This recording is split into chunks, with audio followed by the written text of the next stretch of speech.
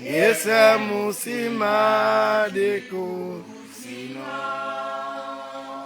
na degaloba Yesu miti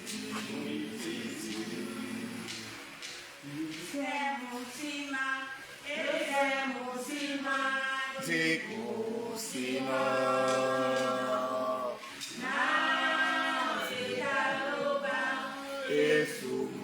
Canal connexion. Mumwi titimo kuruman wase lingombi lamwi titimo tumba limwa yemasa omuma bari pasobe Mumwi titimo kuruma wase dingombe la mwi tete mwatuma Sango muma paya umonya watu Nage pasobe Ese musima Deko sina Nagaloba Yesu miteti. Nous prions. Éternel Dieu le roi, Papa Yahweh, nous sommes devant toi, Seigneur, maintenant, Papa Yahweh, pour écouter la parole, Seigneur, la parole que tu vas nous adresser ce matin. Seigneur, bénis-nous, mets-nous attentifs, Seigneur, à ta parole, Seigneur. Car tout ce que nous ferons vient de toi, Seigneur Dieu le roi. Papa, assiste-nous maintenant. Conduis-nous, Seigneur Dieu, mon roi. Que ce qui se passe ici se fasse selon ta volonté, ô Dieu le roi. Mais pas ce pas, mais pas notre volonté. Ô Dieu le roi, Seigneur, gardez-nous, ouvre nos oreilles, au nom du Seigneur Jésus-Christ. Amen. Je rends grâce à Dieu. Et je dis merci au pasteur qui m'a permis de Dieu placer sur son autel pour amener cette parole qui vient de l'écrire. Alléluia. Amen. Nous allons lire dans un chapitre Luc, verset 5 jusqu'à 15. Luc chapitre Luc 8, 4 jusqu'à 14. on comprend pas. Luc quoi? Luc combien? Luc 8. Luc chapitre 8. Luc verset 5. À 15.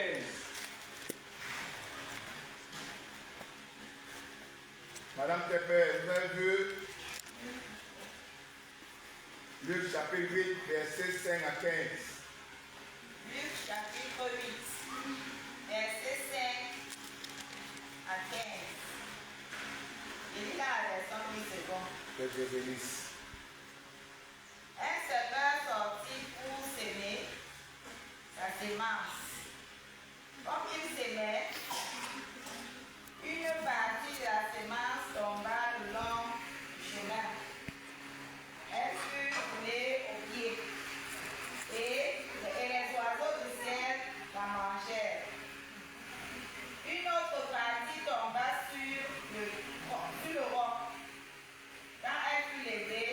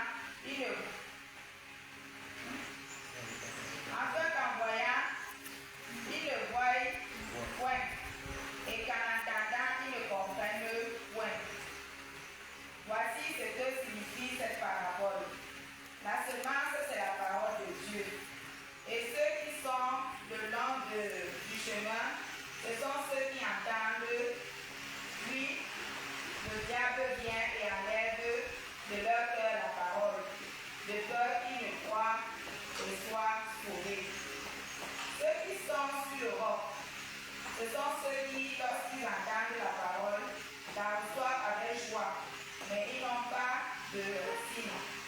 Ils croient pour un temps et ils succombent au moment de la tentation. Ce qui est tombé parmi les épines, ce sont ceux qui, avant d'avoir entendu, ce qui est tombé parmi les épines, ce sont ceux qui, ayant entendu la parole, s'en vont et la laissent étouffer par les soucis, les richesses et les plaisirs de la vie. Et ils ne portent point de fruits qui viennent à maturité. Ce qui est tombé dans la bonne terre, ce sont ceux qui, ayant entendu la parole avec un cœur honnête et bon, la retiennent et portent du fruit avec persévérance. Amen.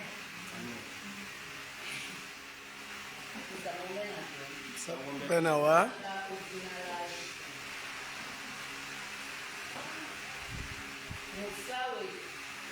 Musawe ata abusa omia selebola wao. De omia selelao dogo dita tipo odia. Namo idakabe. Nalunonda moi loso mamo. Dogo dita tipo omonia gali. Nde ipu medino. Namo iwo. Ibanda isita ibele letiba. Dogo dita tipo otete na ngengele inyaka mwibana mo. Ibuamo. Dogo petiko ominyanga kumabuamo. Namo nika. Iya ikuma. Ibuyangi. Nde okwa dino nika. Nde akwa dino nika. Namo atena. Nunu ben matoi osenga asiri. Na bokweti bawo buwele mo jandala munia. Namo akwalana biyondele bola biyondele biyonde ebola no obia besokaba jaliala noa ndebane bapepe ba mabola bende munia na bene de basene basende de basisontane de numunia mwende mika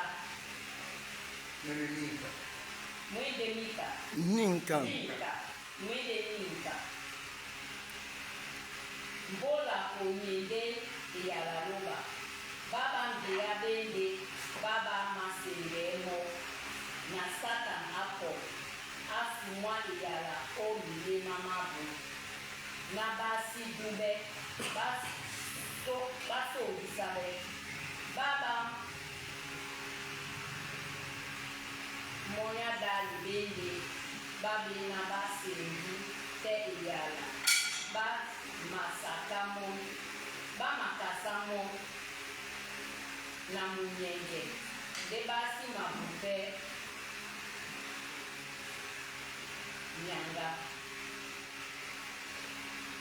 ba madube nde onyola so na bonda nde makekisan makoite na babo batimba obusa nini kwedi otete na ngengele nyende babena baserite na babo babu babala Babwabe. na mitaka na mbwang na munyenge moi dit il pas si lié de comment il pas si lié de comment Bio.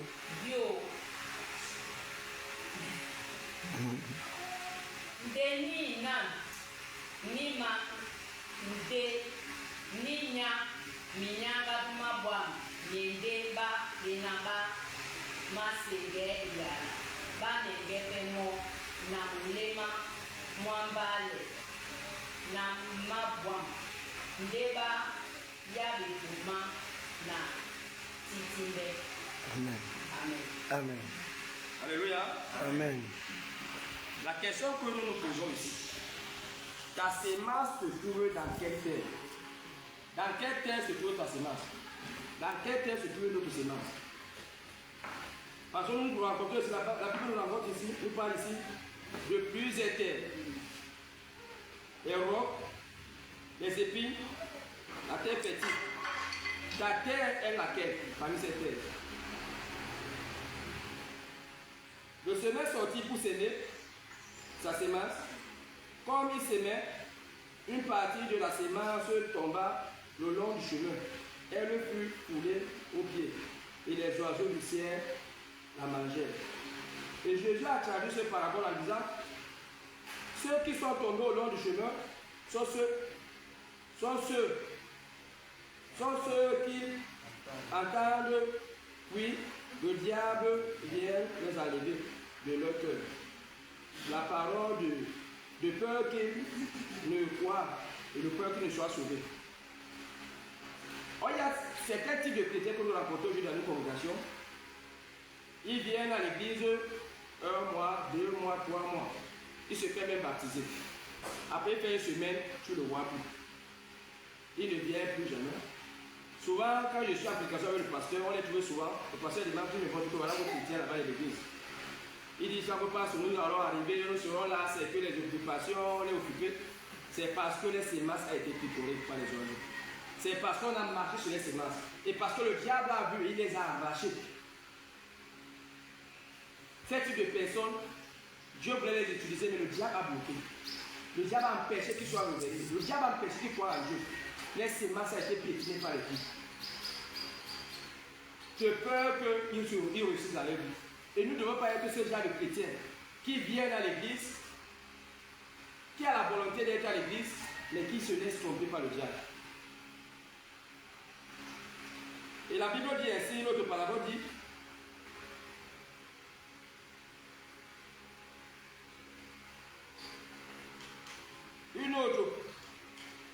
un autre partie tomba sur le roc, et quand elle fut élevée, elle sécha. Parce qu'elle n'avait point, qui lorsqu'il entend la parole, la reçoit avec joie, mais ils n'ont point de racines. Ils croient point tard, et ils succombent au moment de la tentation. Voilà un type de personnes qu'on rencontre. Eux, ils viennent à l'église tous les jours. Ils prêchent même la parole de Dieu. Un jour que son enfant tombe malade à la maison, et qu'il amène l'enfant à l'hôpital, l'enfant ne guérit pas, le voisin lui fait comprendre que j'ai vu un monsieur là quelque part, il peut soigner ton enfant. Il oublie que l'église qui parle à Jésus, il porte l'enfant directement, il l'amène chez le marabout. Il tombe directement sur les tentations du diable. Et chez le marabout, tu vas comprendre comment le faire comprendre que oh, ton enfant est déjà presque mort. Il a déjà traversé 8 portes. S'il arrive à la deuxième porte, c'est fini pour lui. Et là, tu es là, à mettre 150 000 pour qu'on le sauve. Dans 2 heures de temps, si tu n'amènes pas l'enfant, ça va partir. Et tu vas le voir dans 2 heures de temps, il va amener 150 000. Pourtant, à l'église, je n'arrive même pas à donner 500 francs. À l'église, même dans la fête de récolte, il a cotisé que 5 000. Mais il a trouvé 250 000 directement pour 2 heures de temps sur le marabout. Attends, frère, pour 5 000, c'est beaucoup. À l'église, il a cotisé 1000 francs à la fête de récolte. À la fête de récolte, il cotisé 550 000 sur le marabout. Dans 2 heures de temps. On ne peut pas la fête de récolte pendant 6 mois, 7 mois. Mais quelqu'un n'arrive pas à donner 5 000. Mais parce que le marabout l'a dit 150 000, 250 000, dans 2 heures, l'argent est sorti. Ceux-là, c'est ceux qui n'ont pas de foi, qui viennent à l'église, un peu, qui rencontrent un peu de tentation dans le chemin, ils tombent dans le vie. C'est ce genre de chrétien qu'on doit éviter d'être. C'est ce genre de chrétien qu'on doit éviter de ressembler. On doit être des chrétiens fermes. C'est pour ça que Jésus a parlé dans cette parabole en disant quelque part que les disciples ont demandé pourquoi tu as parlé ce type de parabole. Il dit que non. Il a dit que ceux qui ne maîtrisent pas ne peuvent pas comprendre. Il faut qu'ils aient l'entendement de Dieu pour qu'ils comprennent ce qu'ils ont dit. Parce qu'ils sont nombreux qui en marchent partout. Voilà quelqu'un qui est là, qui dit à Dieu, nous sommes nombreux, nous venons aussi là. Mais la nuit, nous sommes que les marabouts. Et nous disons que nous sommes chrétiens. Il y a dedans les anciens de l'église, il y a dedans les pasteurs, il y a dedans les évêques, il y a dedans toutes sortes de personnes qui viennent à l'église tout le temps. Jésus qui est le maître de tout. Jésus qui a permis que les aveugles voient, les sourds entendent. Jésus quand on dit tous les jours que l'impossible est possible, et tu es là à l'église, ton enfant est malade, tu refuses de l'amener chez Jésus, tu ne peux pas aller chez le malade. Donner 250 000, pourtant 5 000 t'as dépassé à donner à l'église. Est-ce que c'est ce genre de chrétien que nous devons être? La parabole suivante dit ceci.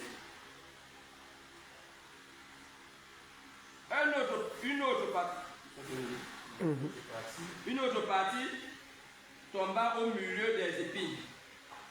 Et les épines le crurent et crurent ensemble avec elle et le touffèrent. Et Jésus répondit à cette parabole en disant, ceux qui sont tombés parmi les épines, ce sont ceux qui, ayant entendu la parole,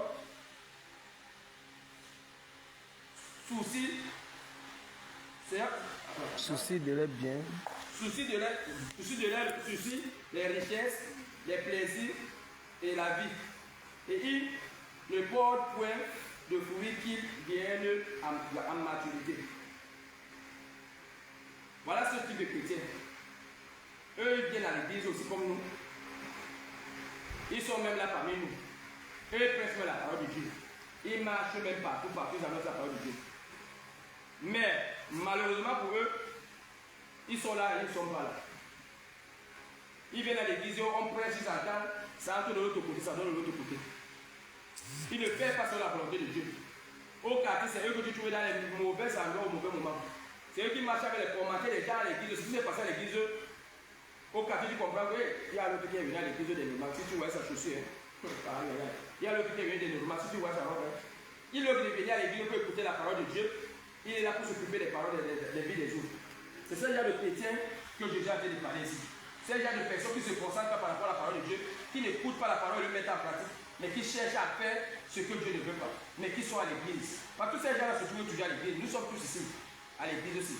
Mais parmi nous tous, chacun vient ici pour sa part de mission.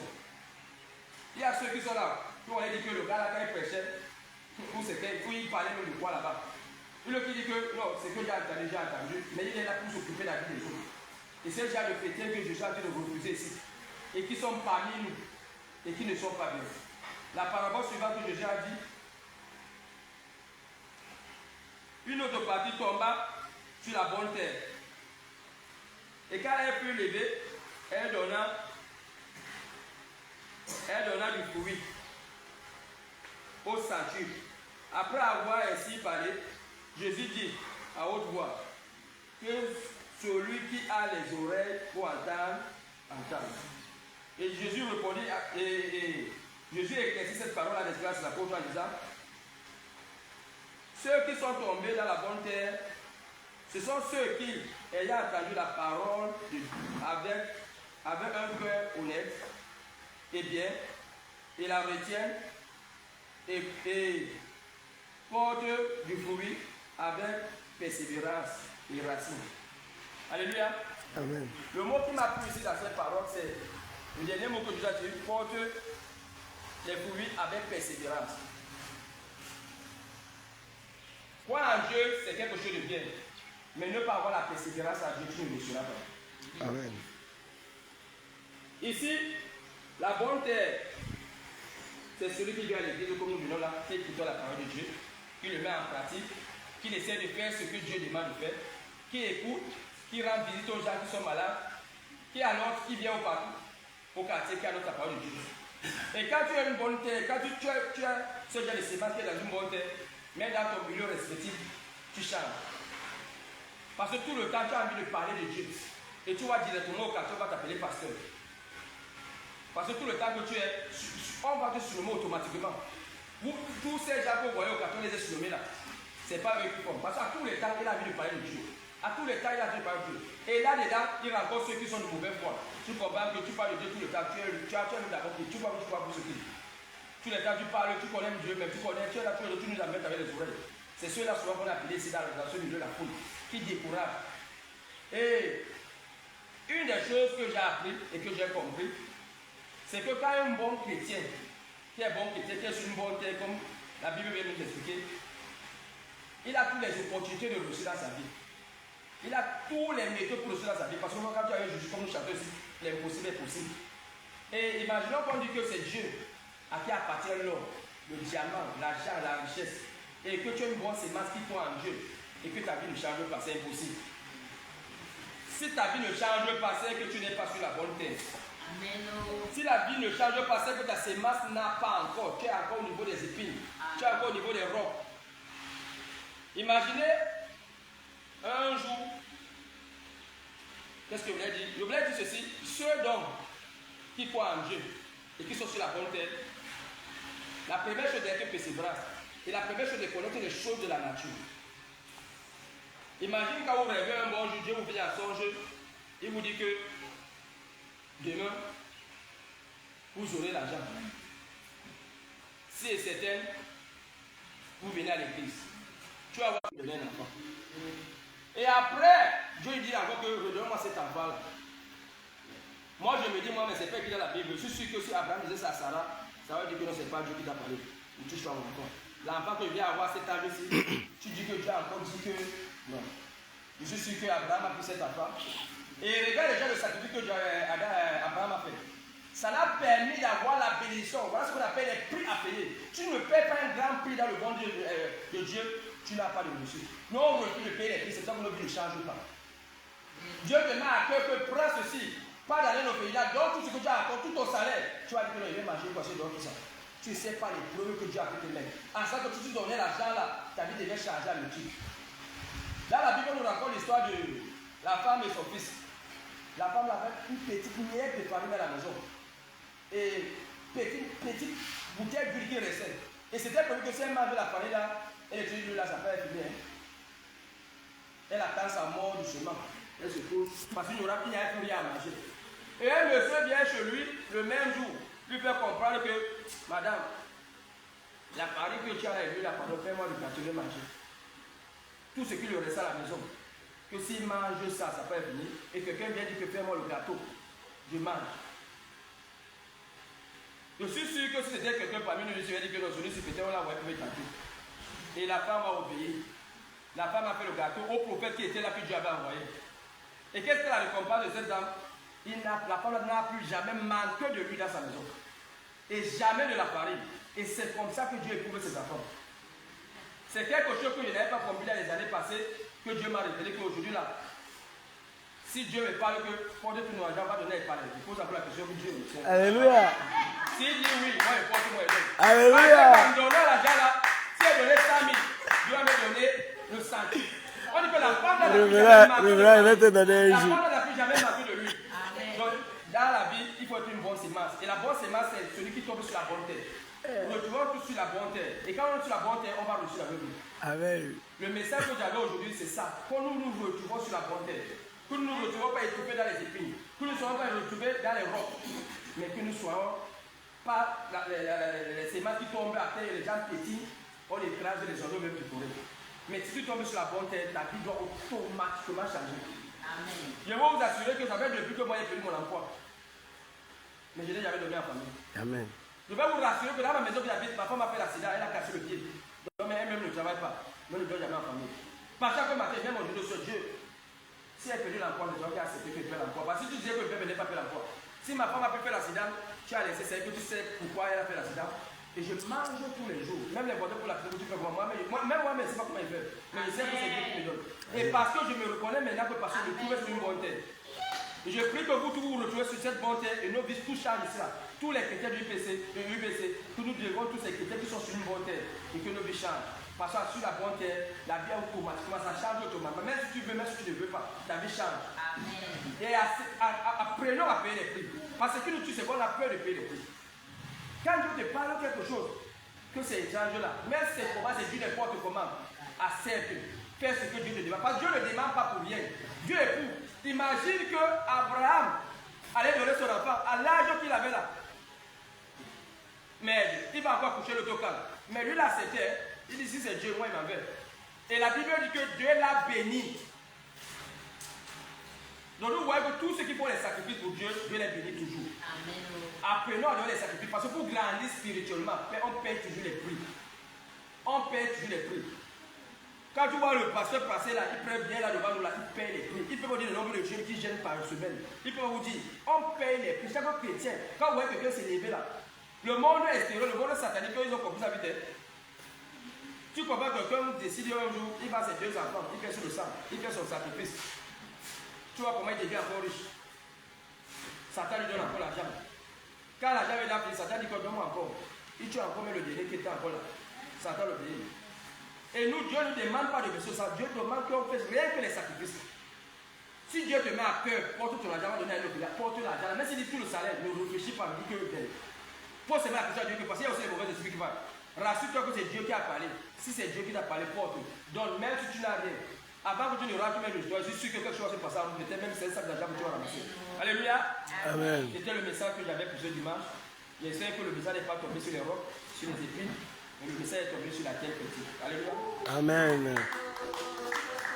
Alléluia. Bien-aimé, chacun de nous doit se retrouver sur la bonne terre. Je vais poser une question. Si la bonne terre se trouve au milieu de beaucoup d'arbres, où il y a beaucoup d'air, parce que la bonne terre, tu vas pas arriver comme ça, tu trouves que la bonne terre a été balayée pour toi. Est-ce que nous devons comprendre? C'est là où le frère parlait des sacrifices tout à l'heure. Tu ne trouveras jamais la bonne terre que tu vas balayer pour toi. Les seules terres que tu trouves balayer, c'est le désert. Parce que le désert, lui, est toujours balayé. Mais est-ce que tu vas alors semer au désert? Non. Parce que le désert, ce que tu vas semer sera quoi? Asséché. À cause de la chaleur intense. Et parce que cela va manquer d'eau. Les bonnes terres, pour les trouver, il faut d'abord abattre les arbres. Il faut avoir la force d'abattre les arbres. C'est un sacrifice. Et comment tu abattre les arbres? Parce que les arbres que nous trouvons, c'est un mois. Tu viens, ça dit, tu coupes un peu, tu ranges. Et si tu as 1000 arbres comme ça dans ton champ, tu vas faire comment? Il va te falloir un caterpillar, c'est pas ça, frère. Amen. C'est toi qui passes souvent dans les champs avec les gens quand ils ont acheté. Il faut terrasser. Et là, tu veux le grand sac qu'on devait terrasser, mis dans le champ, alors que la terre qui est là est une bonne terre. Mais à cause des arbres que tu vas trouver, tu vas dire non, Seigneur. Je n'ai pas les moyens. Aujourd'hui, chacun de nous doit avoir les moyens pour entrer en position d'une bonne terre de la Amen. Et ces moyens, ce sont les grands arbres qui se trouvent dans nos champs et qui nous empêchent de semer. Enlevons la méchanceté, libérons notre corps et nos cœurs. Libérons et chacun de nous sera sur la bonne terre. Enlevons le doute. Nous doutons beaucoup. Oh, Dieu ne peut pas. Oh, donc tu vas penser que Dieu va passer le temps à prier. Tu as même déjà prié. Parce qu'il y a des gens ici qui n'ont jamais prié. Quand tu demandes de prier, son esprit ne prie pas parce que ce n'est pas sorti les mots qui montrent que tu as de prier. On connaît. Les arbres que tu le coupes aujourd'hui, demain tu le trouves encore demain. On a entendu cette histoire ici